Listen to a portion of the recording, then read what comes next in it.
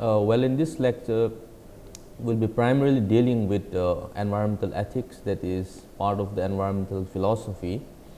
And under this, we'll be looking at three specific themes.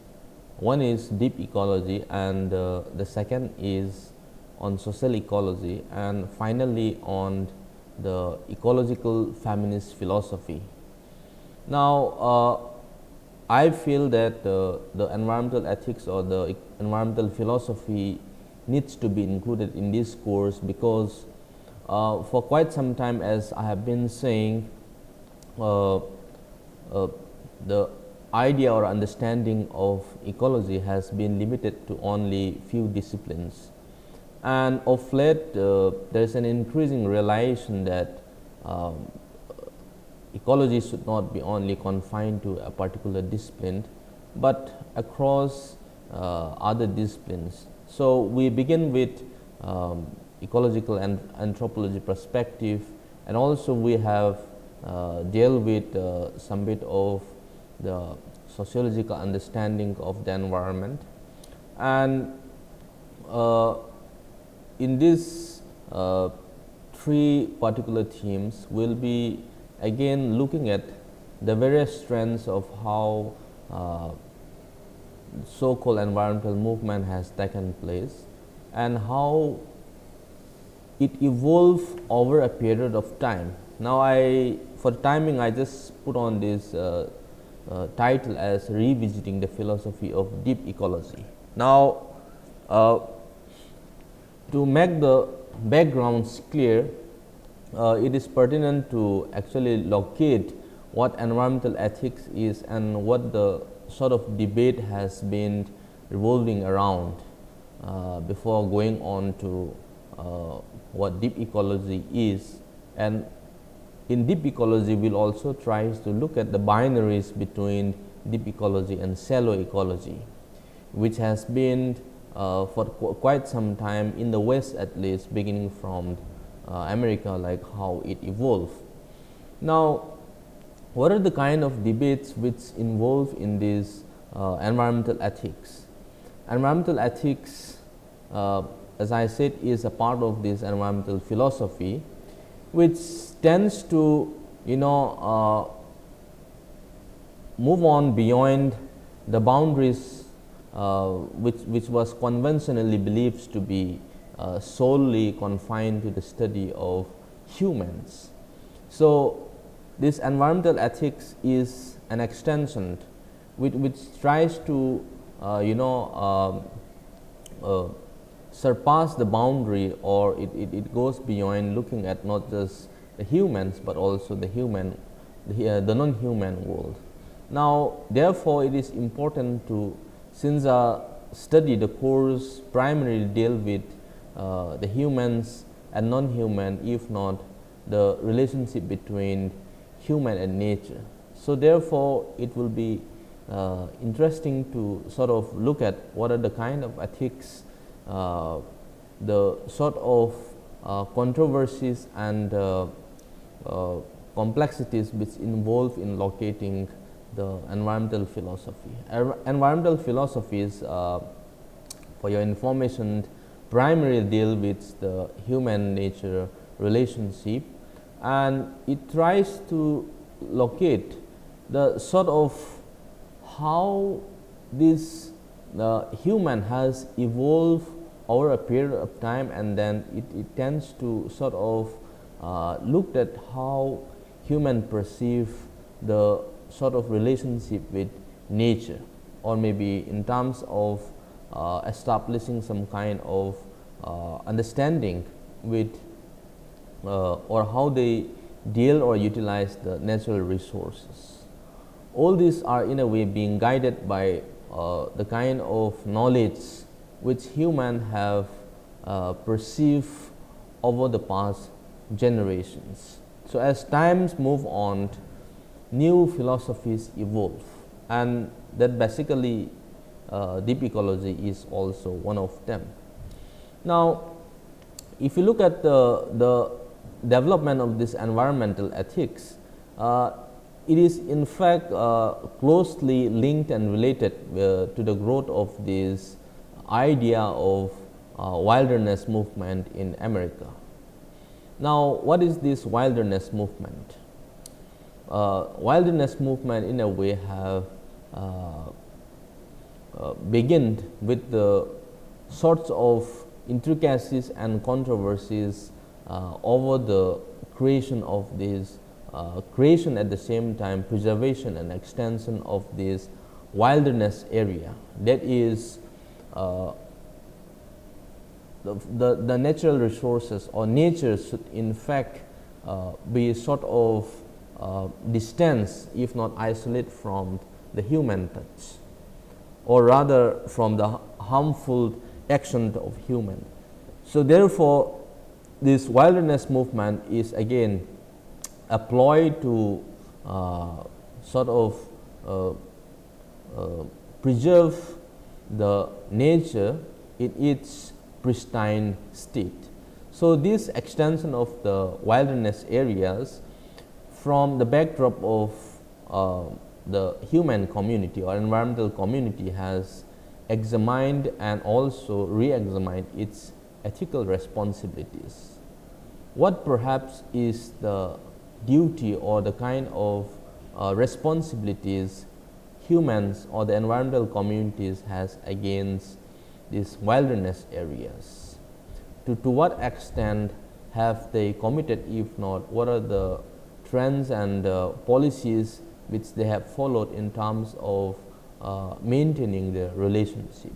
So, when we talk about maintaining relationship, it can be sort of both ways. It can be positive as well as negative. There can be sort of injustice which are being catered and done towards the environment in general. Now, if you looked at the American culture closely, it sort of resembles the system of national parks.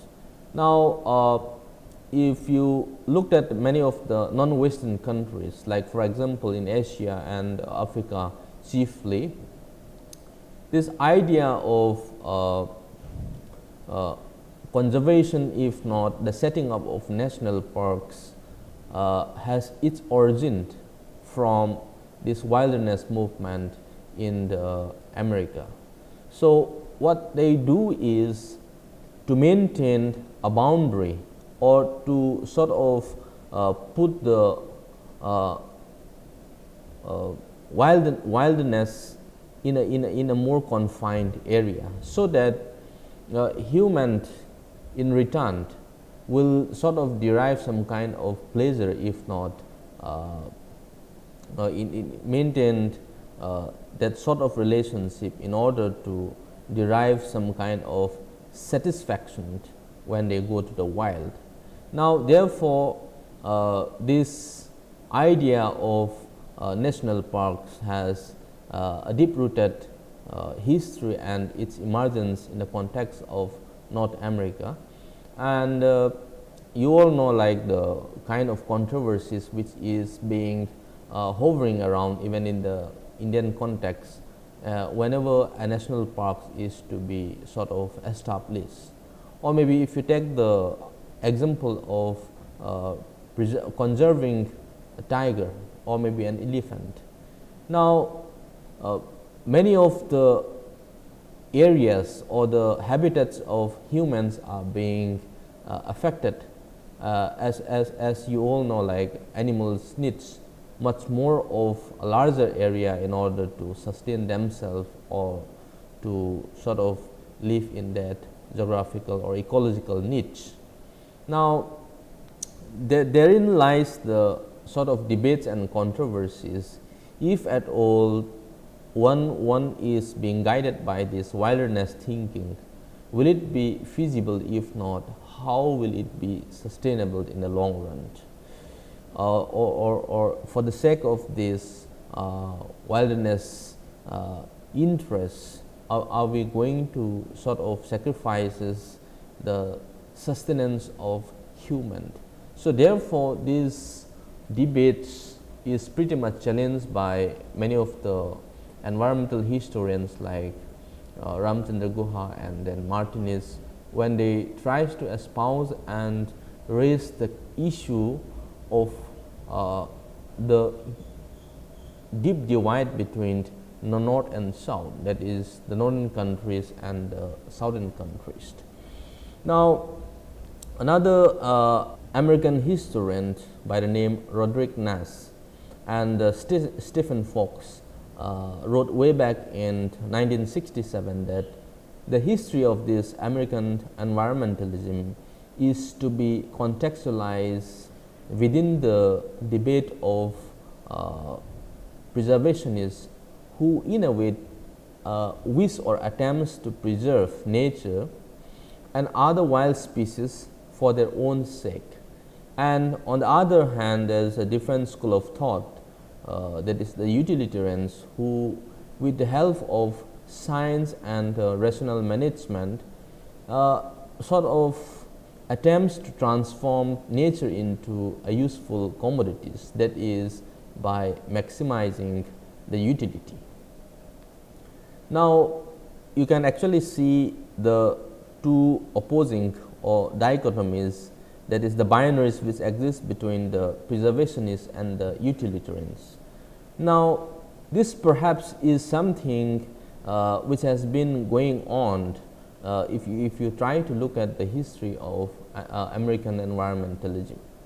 Now, the preservationist in a way is guided by that idea of that wilderness thinking, that is to preserve nature in its own form, that is to remain untouched by the human, whereas the other is being guided by the utilitarian ideas, that is nature is nothing but there is some sort of, it is seen as a commodity where a profit, if not to maximizes the needs of human greed, if not humans to serve the purposes of the human needs.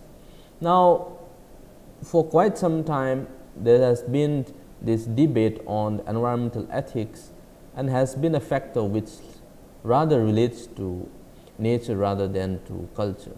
So, the cultural aspect in a way is being sidelined, if not isolated, and nature is sort of the prime concern and centrifugal in this particular debate. Now, for us to have a much more wider understanding, I'll just try to explain what wilderness thinking is.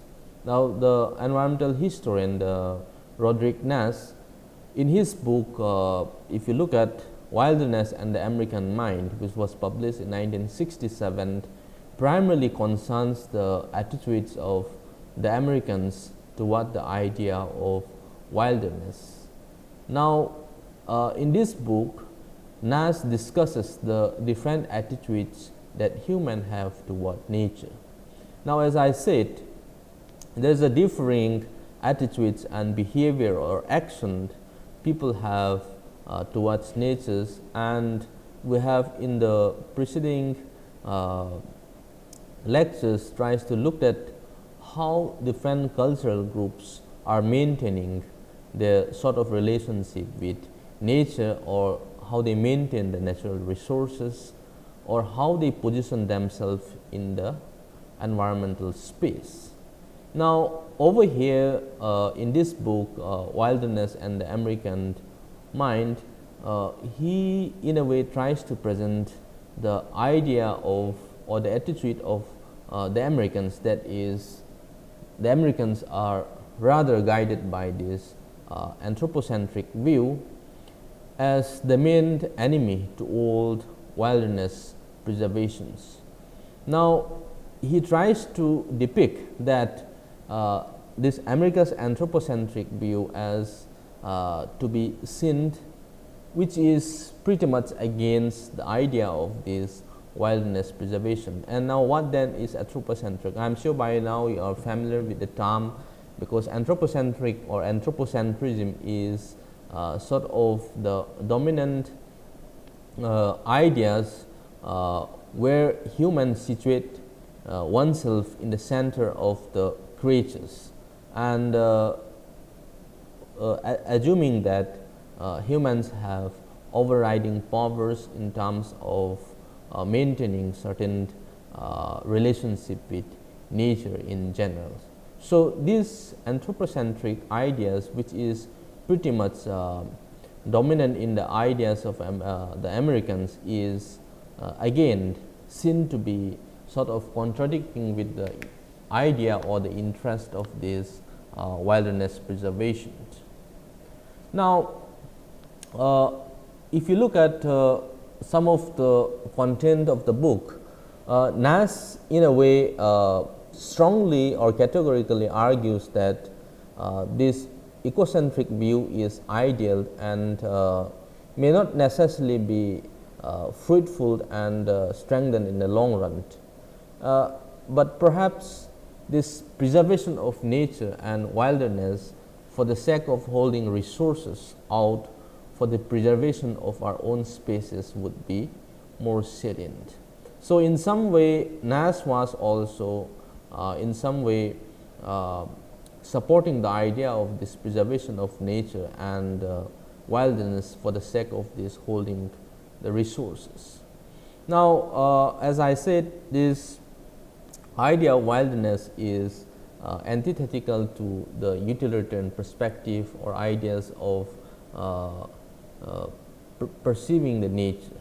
Now, Naess also viewed that this nature appreciation as an indication of a culture's maturity, or rather this wilderness is not to be seen as which is counterpoise to civilization, but is in fact the serious indicator of the flowering of civilization.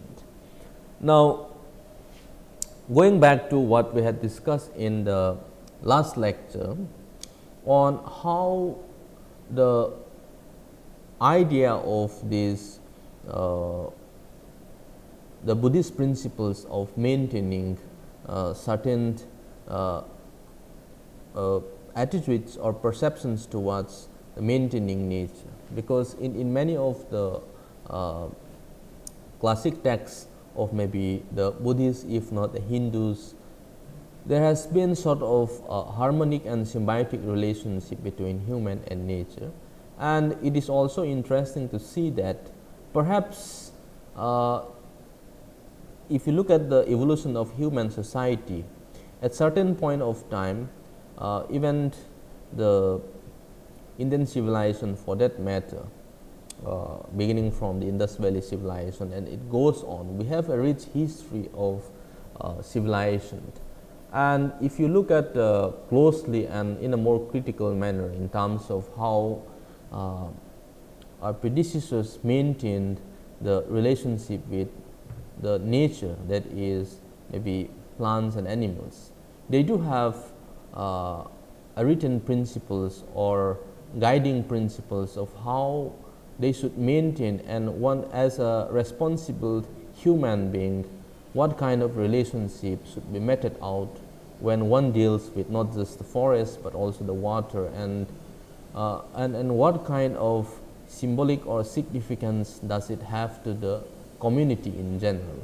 Now, therefore, it is interesting to see that part of the early civilization which flourished in India as well, is something one should try to locate when we talk about this contemporary or so-called civilization which Naess talks about. Because if one talks about the golden period of any kind of civilization or flowering civilization, one can sort of connect with the wild or with the nature, and that should not be seen something which is antagonistic to any civilization.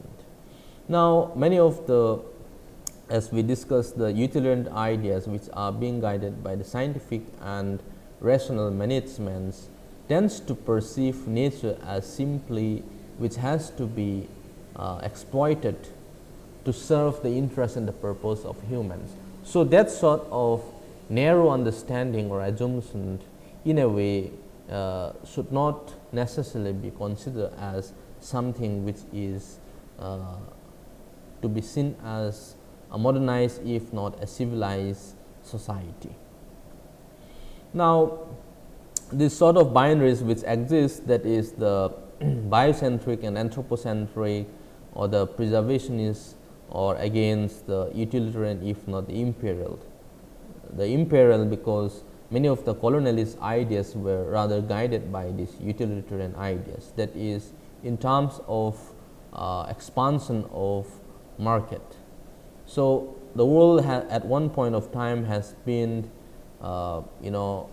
pretty much busy with the colonization of new areas, or the expansion of market rather, which in a way is to be seen as different from the expansion of the wilderness areas for those species. Now, therefore, if you look at the classic polarities of this environmental ethics, that is the opposition of utilitarian to the preservationist, and also the anthropocentric to biocentric attitude towards nature. As we had already discussed, the strong argument which was raised by the historian Lynn White, wherein he talks about the historical roots of the ecological crisis by sort of blaming the Judeo-Christian belief that man was meant to dominate nature. So, this idea of dominating, or sort of having an overriding power to exploit the nature, is being again guided by, as I said, the scientific, if not the rational ideas of how nature is being perceived. Now, Whites mainly attack the Christians to, in a way, relook, if not to realize, reviving these traditions of stewardship that had been suppressed with their own religion, that is the non-Western religions are believed to be more harmony with nature. So, again Lynn White also compare the present contemporary period with the medieval period, how they maintain the relationship with nature. So, by sort of blaming, if not hailing the Christians to be responsible for this the ecological crisis, Lynn White in a way suggests that one needs to relook and reinvent the whole idea and then purposes of one's stance in the environment. That is, one should have that notion of stewardship towards nature. Now, the scientific industrialism is one thing wherein is supposedly considered to be the kind of mess or the environmental crisis which we are facing. And also we had time and again mentioned that science and technology is not something which is again to be seen to be a way out. Rather, the sort of renaissance of humanity in the future, that is evolutionism, is not to sort of go back to the first stage or the first form of society, that is to agrarian or the pre-agrarian past. But the idea is to like restructure and reframe the kind of industrialism and temper its excesses, not to turn one's back. That is, there is a possibility of reshaping and then recontextualizing the stance of humans in these states. That is how we rectify and reposition ourselves in the spirit of industrialism. Now, maybe we can limit ourselves the kind of environmental problems or the kind of temperament which we have can be limited, and then the excesses part can be limited. Now, for example, if you look at the scientific forestry, which in a way tends to have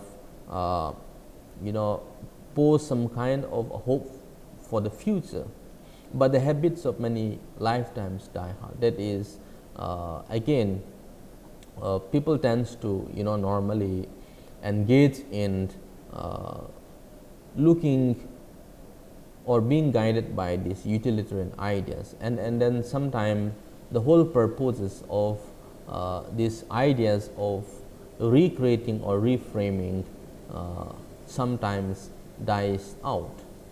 Now, wilderness lovers are in the main quite hostile to some of these practices like agriculture.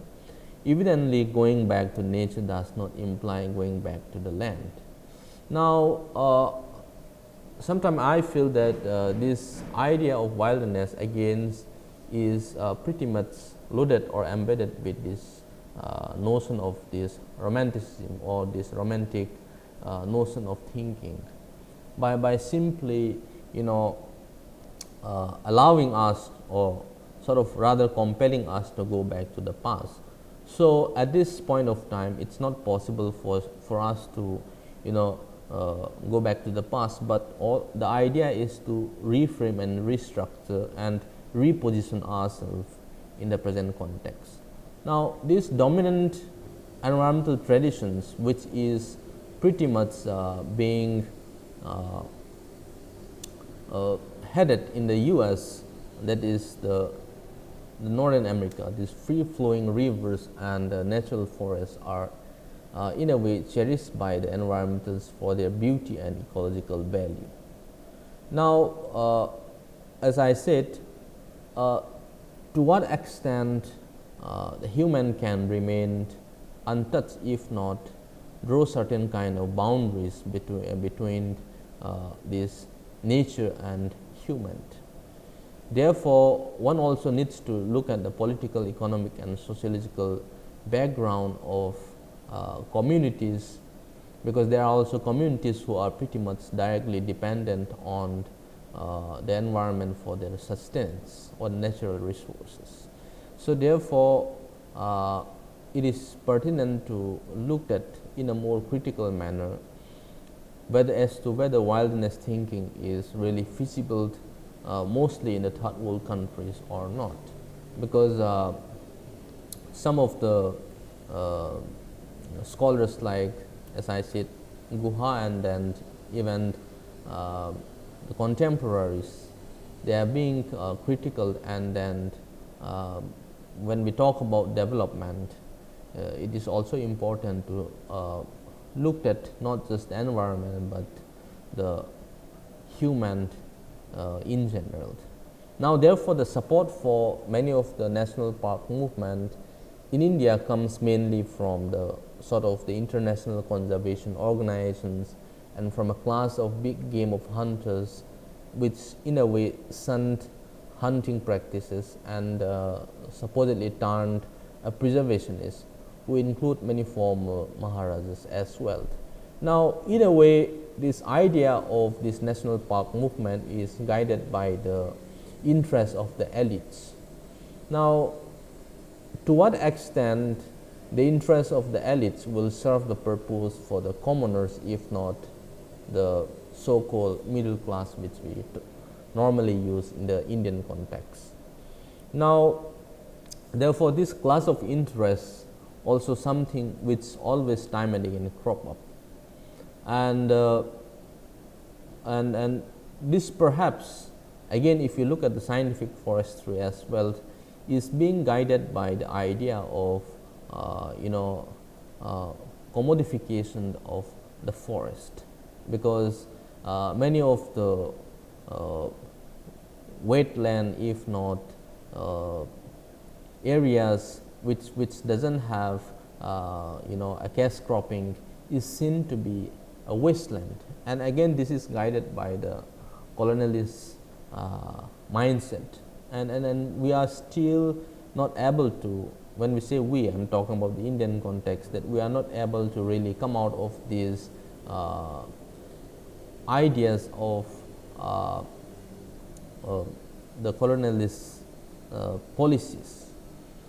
Therefore, by planting many of the cash crops like the eucalyptus, pine trees, so on and so forth, which in a way is fulfilling the needs of the industry, but to what extent it really helps to the welfare or the well-being of the communities which are around them, because there are certain case studies which are even being done even in states like Karnataka, where they have planted the eucalyptus in a large chunk of areas, which in a way has produced the pulp wood, which is again the raw materials for the paper industry. Now, therefore, this sort of the connivance between the private companies, the corporates and the state in a way has hampered the means of subsistence of the local communities. These are something which we also needs to look at when we talk about like the scientific forestry. And the scientific forestry, at least in Indian context, I think is not able to bring a positive result, and rather there is a shift towards the community conservation of forests, and there is an increasing urge to involve the locals in terms of the conservation of forests. So, similarly, in many of the national parks, or maybe any kind of conservation or preservation for that matters, there is an increasing realization that the local communities needs to be part of the program, and then they should be a stakeholder. So, now these are some of the kind of backgrounds how it evolved and the kind of debates which is to be contextualized when we discuss the environmental ethics or environmental philosophy, because it has its beginning from the north, that is the kind of interests of the elites or the developed countries, and this perhaps has led to the idea of this wildness movement, if not setting up of national parks, and then so on and so forth. And there is a critical engagement which is perhaps done by the environmental historian Ramchandra Guha, when he tries to locate and differentiate between the north and south, because the interest of the north is not similar with the south, and as I talk about the political and economic nature which guided the interest also differs. Now, let's try to move on to revisiting deep ecology. That why is it that deep ecology is important in this present trends, and is there any way out, or as we have been talking even in the context of by bringing in religion, we are just trying to move on and find out a kind of alternative approach to the environmental crisis which we are facing. Now, therefore, perhaps maybe deep ecology is also an attempt to re-understand and renegotiate, or to re-look at the human positions, and how it evolved in terms of locating and sort of contextualizing the issues which is pretty much prevalent around. Now, deep ecology is perhaps a phrase which is being coined by the Norwegian philosopher Arne Naess, and his attempt was to sort of find an answer or describe the deep ecological awareness. Now, we tend to perceive and looked at nature from a different perspective. So, perhaps deep ecology is also one perspective of looking at the nature. That is, to what extent the human is able to sort of understand, or rather contextualize oneself in this idea of this the natural understanding. Now, deep ecology in a way is foundation and a branch of this philosophy, which is known as eco-philosophy, and Arne Naess in a way preferred to use the term ecosophy rather than eco-philosophy. And as I said, he tries to inject certain kind of psychological attributes, that is the kind of thinking or the notion of understanding which humans perhaps have over nature, or maybe to what extent the ecological awareness is deep rooted or not. Therefore, we'll try to bring in this idea of the shallow ecology, because deep ecology again is pretty much antithetical and antagonistic to shallow ecology, because there's a sort of oppositional ideas and understanding between deep ecology and shallow ecology. Now, as I said, shallow ecology again is guided by these ideas of anthropism or anthropocentric ideas, or which we can say it's a human center, that is situating human above other species.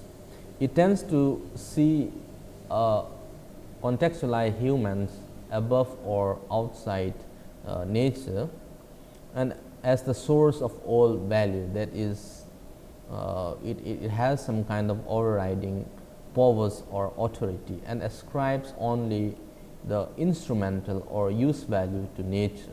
So, this is purely utilitarian perspective of commodifying and trying to maximize the value from any objects or any kinds of resources. So, this is something what shallow ecology is ascribed with. Now, deep ecology on the other hand does not draw any boundary between the humans and non-humans or anything else from the natural environment. It does see the world as sort of wholesome or a collection of isolated objects, but also as a network of phenomena that are fundamentally interconnected and interdependent. So, deep ecology in a way is more holistic in nature, because it tries to espouse that every species or creatures has sort of a stake, and then they hold an important positions. So, no species is to be seen as superior or rather inferior. So, everyone has an equal shared and equal space. So, therefore, that sort of boundaries is not being demarcated. Now, which in a way, as I had set the tone and set the beginning, the wilderness area or the extension of wilderness areas is not perhaps something which is the answer to sort of solve the problems.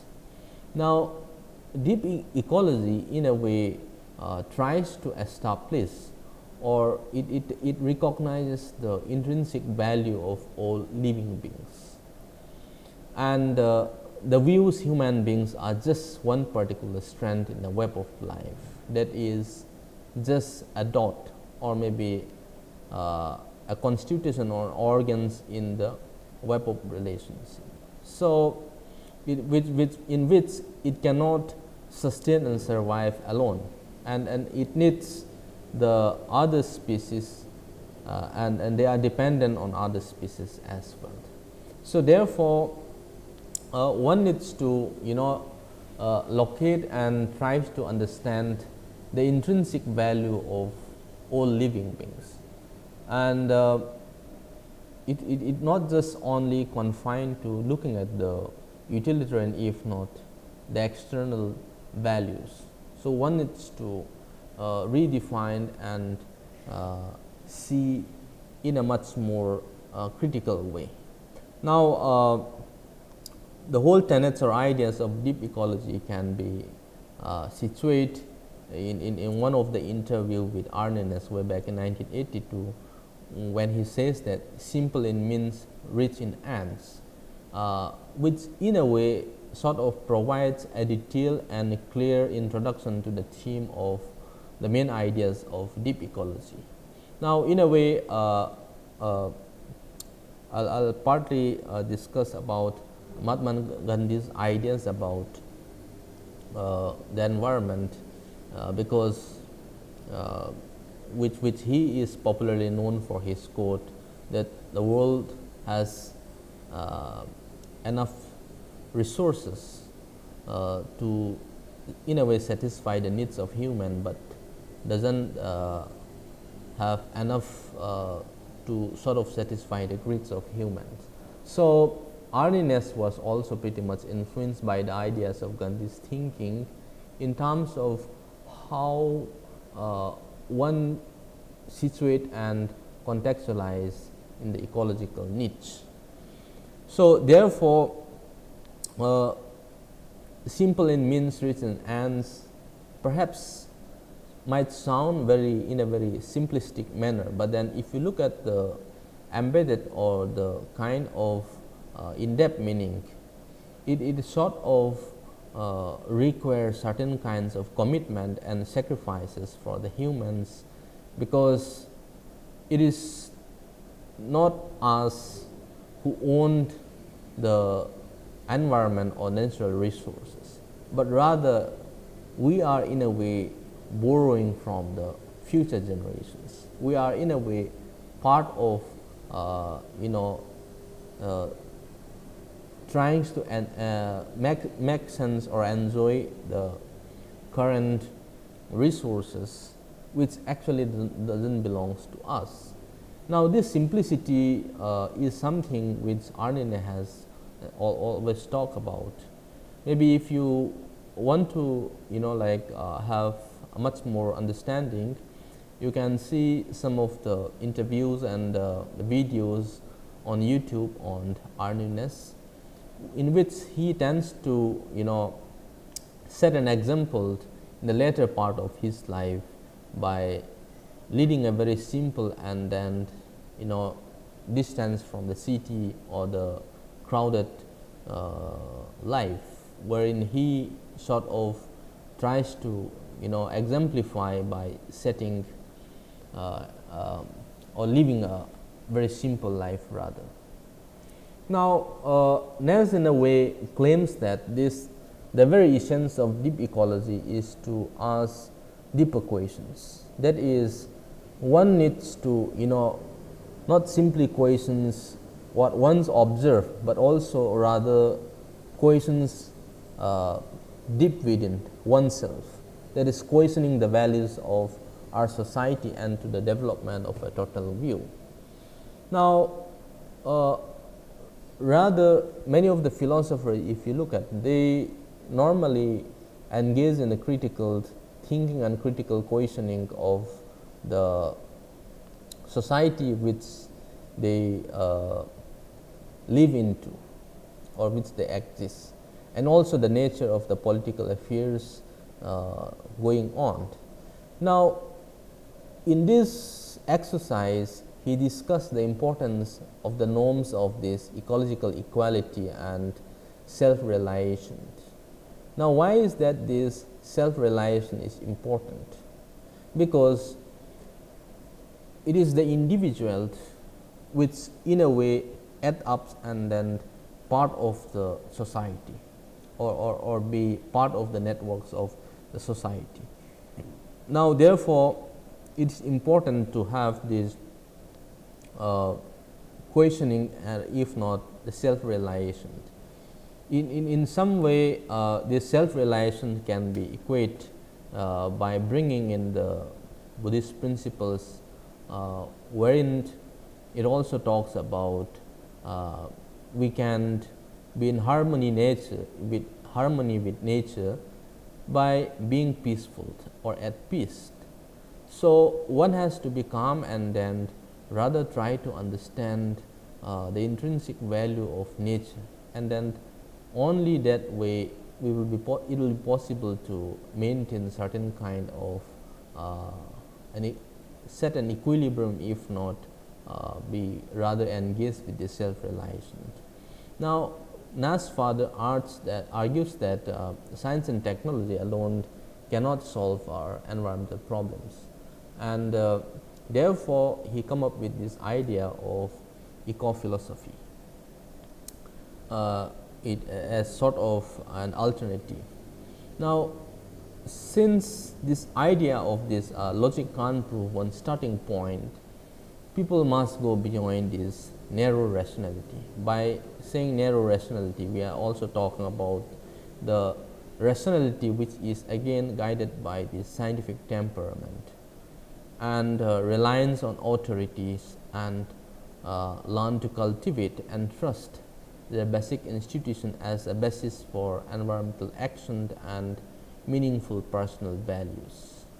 Now, therefore, this logic should be in a way inculcated in terms of deriving the intrinsic values of the nature or the objects or anything for that matter around us. So, therefore, we cannot afford to really claim that the ideas which were guided by the animistic belief, that is the belief that there is a presence of spirits which dwell in a certain plants or animals or any kind of objects, cannot be, we can't really afford to son off, because there is this connection which has been established among them. Now, as Arne Naess says again, the essence of the primary purpose of ecology is also to ask deeper questions, like it is only through this continuous engagement of asking questions, that is deep questions of today, industrialized or maybe any kind of development, if not growth oriented, or the kind of accumulation of wealth, that is materialistic society, that we will force a paradigm shift. Now, in order to have as I talk about that restructuring and repositioning oneself, one needs to engage in asking these deeper questions. Now, one of the simplest thing would be, by questioning this idea of development, which is pretty much common or pretty much pertinent in every country or maybe even in India. Now, if you take the examples of say building a dam, which is also part of the development policies and programs, and this building of dams again is guided by the Nehruvian idea of development, which again is being borrowed from the West. Now, Nehru conceived that idea of this building a dam as sort of the future temples of India. Now, if you look around, the amount or the numbers of dam which is being built, and the policy makers normally tends to sideline the impact on the certain communities, that they are being displaced forcibly, and then they lose not their means of livelihood, and their future is at bleak. So, these issues are something which also needs to be questions if we go by Arne Naess ideas of asking a deeper questions. And we all often witness a kind of flood caused by the unmindful activities, or maybe the wrong planning of the dams, and then the submergence of agriculture fields, forests, and the amount of havoc it caused is innumerable. Now, therefore, this sort of ideas has to be sort of challenged and then questioned. By challenging or questioning, the idea of development does not mean that one should shun that way or path, but one has to reinvent and relook. Now, one should not simply be guided by this idea of this the sort of Cartesian solution to the causes of pollution, but to rather probe ever deeper to obtain a holistic view, what Nash claims as the cultivation of an ecological self, which also involve a materially simple lifestyles and values that maximize the quality and richness of our experience. Now, for instance, if one always talks about, say, pollution and still engage with a much more of a lavish lifestyle of the flock of cars, owning of them, and then which is emitting a lot of carbon. Now, that would be contradictory to what Nash talks about, that is simple in means and rich in ends. Therefore, one needs to not just look at the bigger picture, but also narrow it down, and then the self-realization is again very much important in the context of this deep ecology. Now, one of the major area of concern for deep ecological or deep ecology theories is now being referred to as ecopsychology or ecosophy. Now, the ecopsychological or spiritual dimensions of humanity's relationship to wild nature, which can be tracked back and ultimately to primal peoples of the world. Now, which means Nash also tries to go back and looked at, because he was primarily interested in many of the Oriental religions, like if you can take the examples of Shintoism or the religious practices in Japan, and could be said that Japan today is uncivilized and backward. No, it is one of the most developed countries, but then they still maintained that sort of religious practices wherein they don't lose any connection with the environment or nature. So, this sort of ideas needs to be inculcated in terms of self-realization. Again, is not something which needs to be seen in the context of the materialistic interpretation, but rather to generate this idea of this the spiritual dimensions, of which particular religions are much more closer and then harmonious to nature. So, this is perhaps some of the ideas which is inculcated in broadly in deep ecology. So, this Nash concept of this self-realization, as we had discussed, that is the ecological self, in a way directly link or addresses the key issue of this ecopsychology. Now, why is it that there is a urging interest in this ecopsychology and a concern of renewed sense of connectedness to nature? It has begun way back to the attention of Thoreau's enigmatic statement that in wildness is the preservation of the world. That is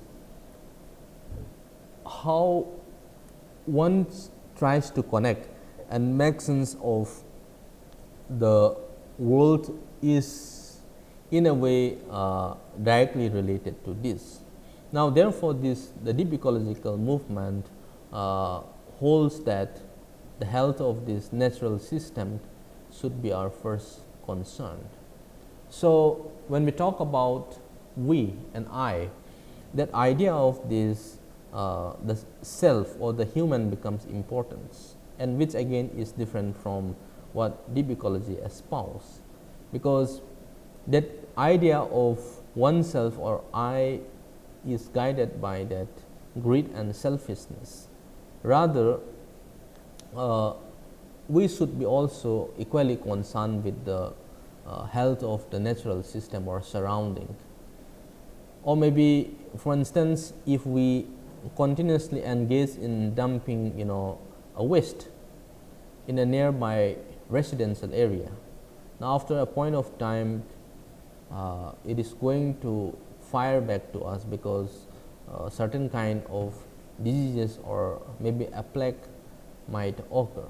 So, in a way there is always an equal reaction. So, similarly, if we are concerned about caring and nurturing the natural system, so definitely there will be a healthy environment, and in return it is the human which is going to benefit from it. Now, while trying to create a culture of wildness from within civilization, now there is a possibility that we have been time and again talking about the organic farming, so on and so forth. Why is it that we are so much craving for this organic food?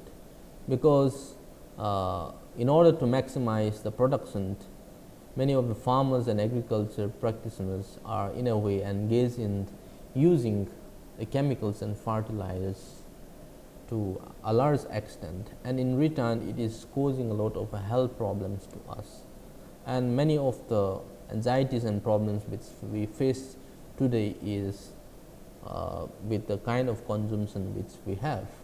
So, therefore, this sort of a healthy relationship has to be maintained, and this will perhaps add up to part of civilization rather. Now, Nash Deep Ecology movement work was published in 1986 and is perhaps the best sought contemporary statement of this ecology position. So, Nash point out that deep ecology movement again is characterized by the environmental activism which is spiritual. Now, why is it that Nash is important in this domain of spiritualism? Because only human tends to be reshaped and then reformed through this idea of spiritualism, because what we believe we practice. So, therefore, if this idea of environmentalism is being inculcated in many of these religious practices, perhaps there is a chance and a possibility of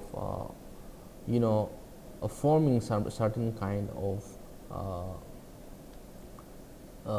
ideas which might be helpful to the present or the current contemporary period. This spiritual activism again for Nash means that acting from the basis of this the fundamental or rudimentary philosophical, if not religious, ecosophy, or a total view and acting non-violently.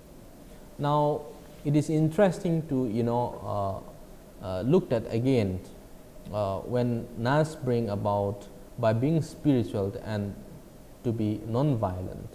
So, I am sure you might have still remember when we talk about why non-violence or this so-called ahimsa, which was also widely talked about in the Buddhist ethics or principles. And by being non-violent, we are not talking about being harmful to our fellow humans, but also equally to other species around us. And this particular ideas again Nash borrowed, as I said, from Gandhi. Now, the distinction between, as we had discussed, the shallow and deep ecology was made way back in the 70s and has now been to some extent widely accepted as a very useful terminology to refer to the major division within the contemporary environmental thought, because deep ecology, as I said, emerges as against or counterpoise to what shallow ecology believes.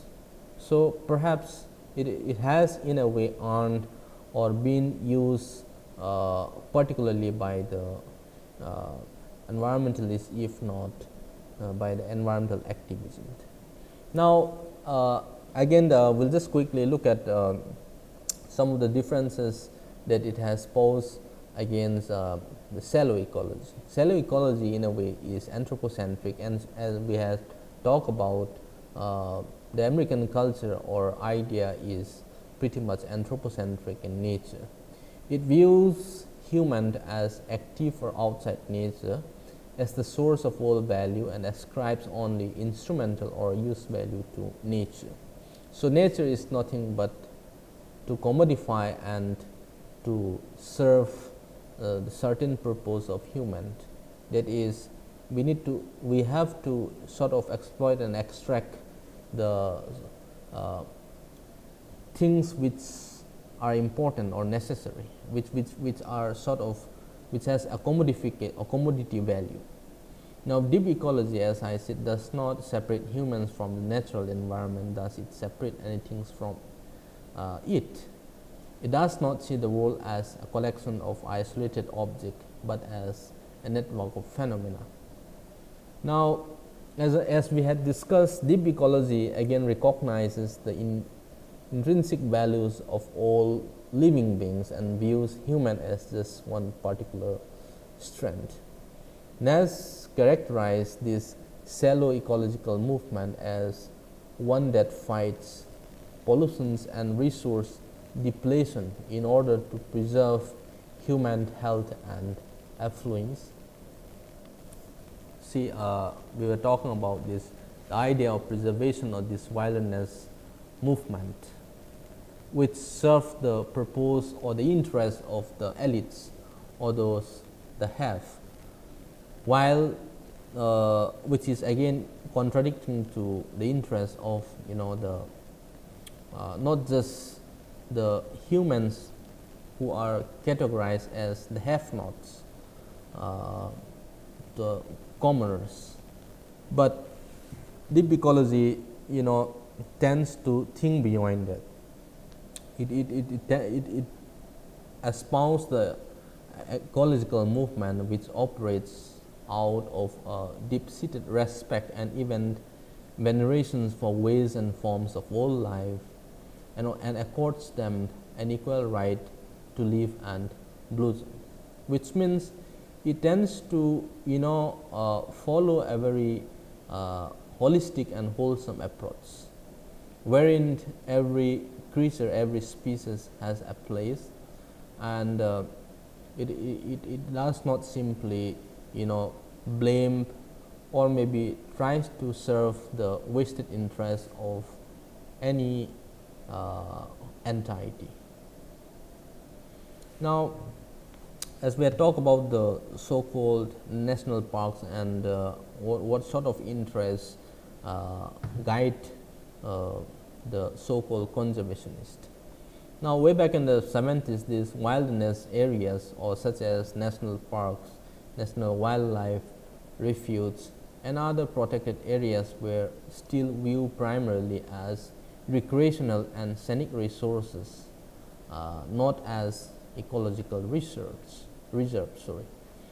Until the 1980s, these conservationists argued most frequently from recreational, if not including the aesthetic standpoint, from the preservation of wilderness. So, there was sort of a shift from the 70s to the 80s, how this from a primarily recreational to the ecological values or reserves are being maintained.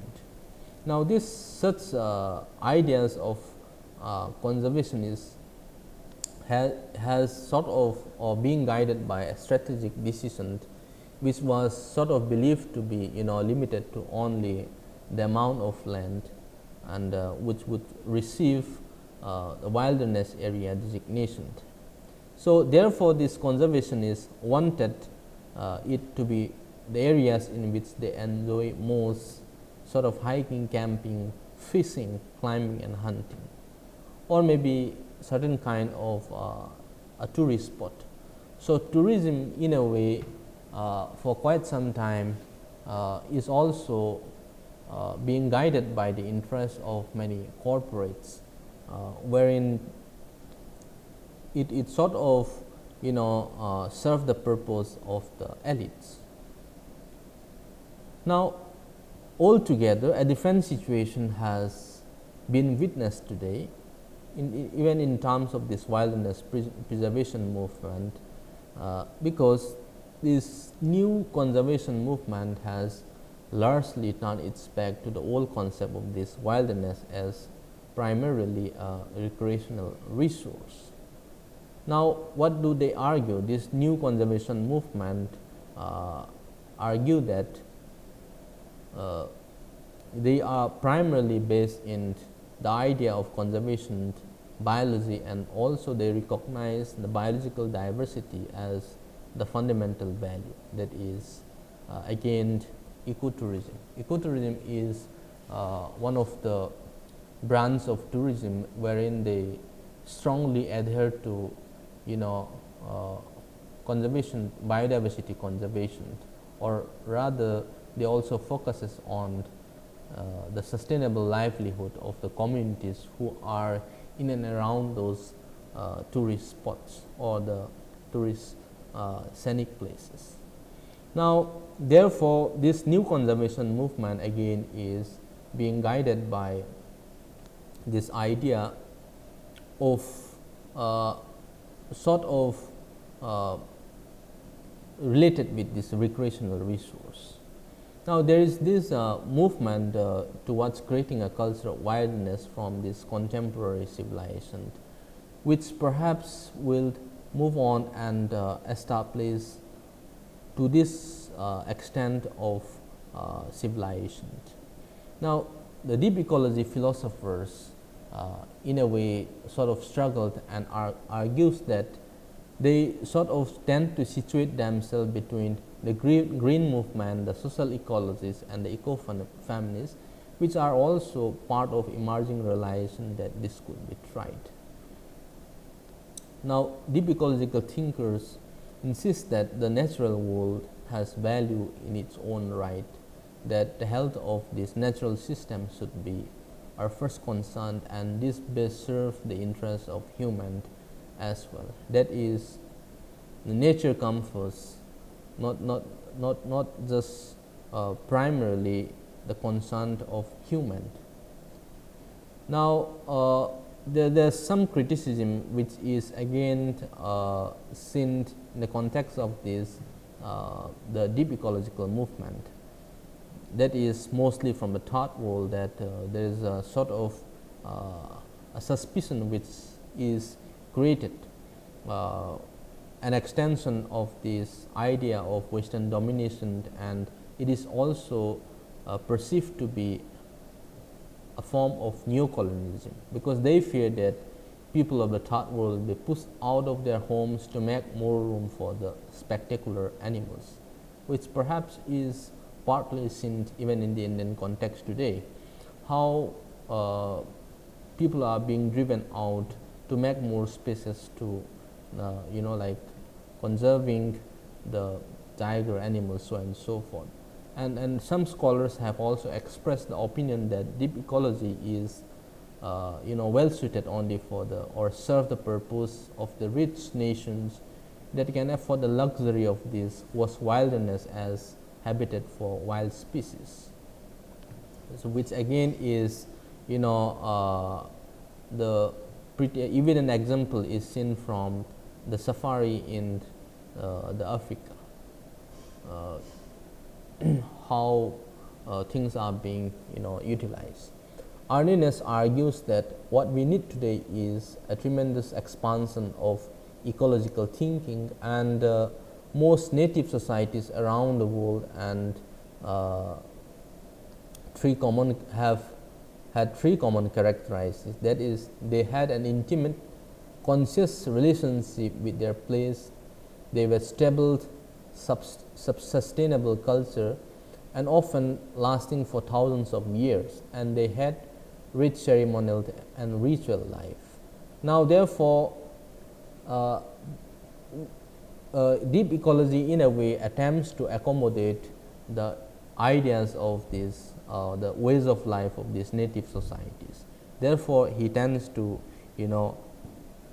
an increasing urge for the expansion of this ecological thinking is needed. Now, for example, if you look at the Tucano Indians of Northwest Amazon basin, guided by their shamans, that is the priest which is responsible for conducting the ceremonies and rituals that prevent overhunting and overfishing.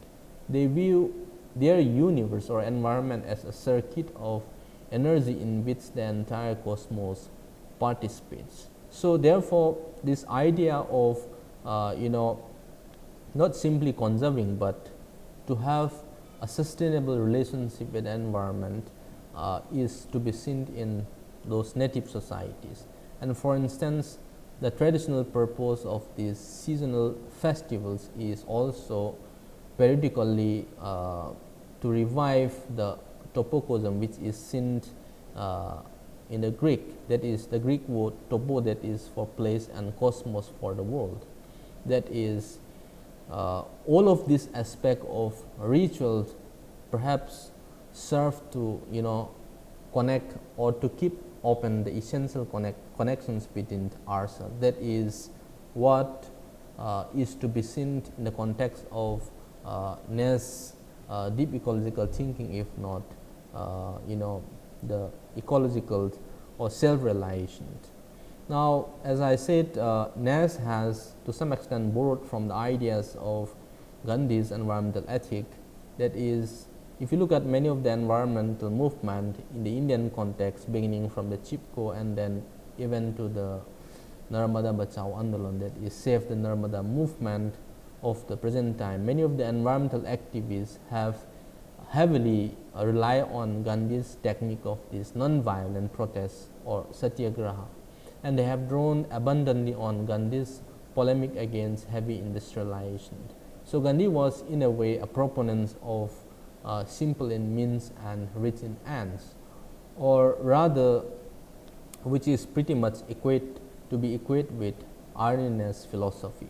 So, the environmentalists of today do not merely claim that they are following the examples of Gandhi, and rather they go on to argue that Gandhi himself foresaw this ecological crisis of modern industrial society. So, for that matter, Gandhi as such does not claim himself to be an environmentalist or maybe talks about human ecology in general, but if you rather try to look at the kind of tools and ideas which he has spread out, we can in a way say that he was pretty much foreseeing the kind of problems which we are encountering today.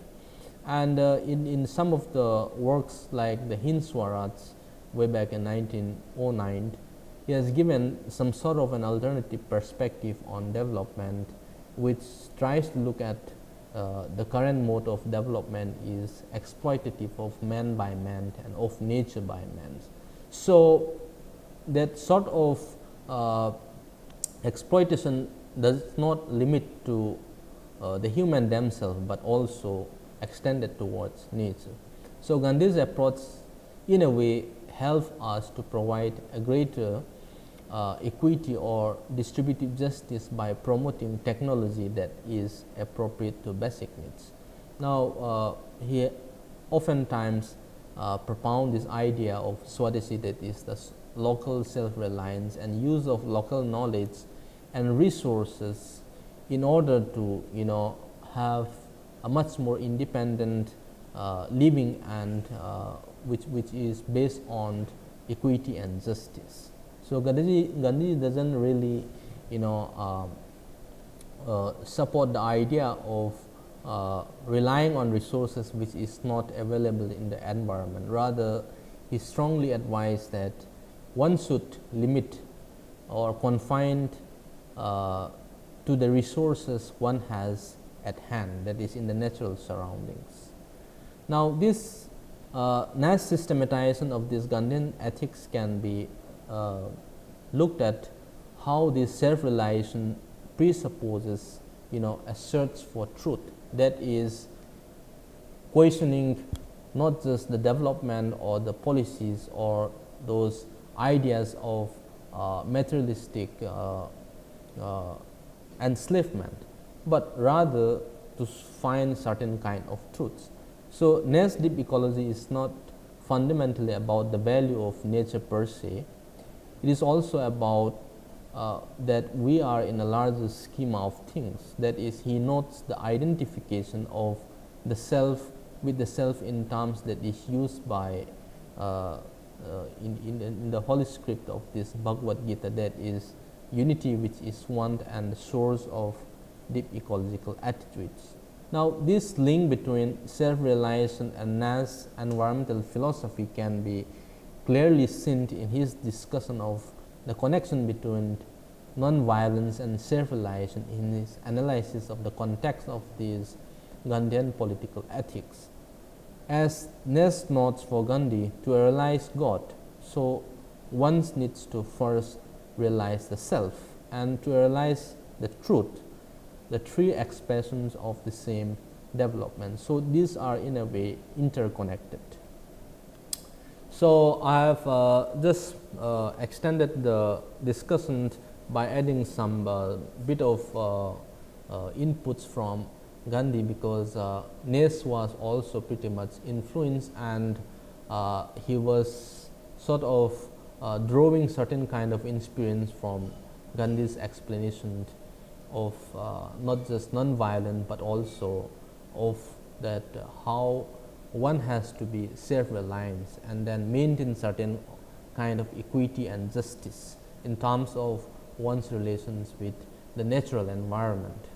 Now, perhaps you can just refer this for a further understanding of deep ecology, and also be critical about the shallow ecology, and I'll stop here.